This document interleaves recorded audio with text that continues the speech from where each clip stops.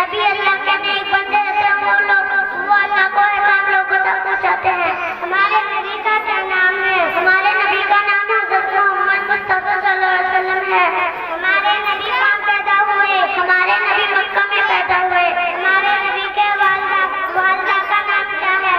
हमारे नबी के वालिद का नाम अब्दुल्ला है। हमारे नबी की वालिदा का नाम क्या था? हमारे नबी की वालिदा का नाम आमिना था। हमारे नबी मोहम्मद के कितने बेटे थे? हमारे नबी मोहम्मद के 3 बेटे थे। हमारे नबी की कितनी बेटियां थी? हमारे नबी की 4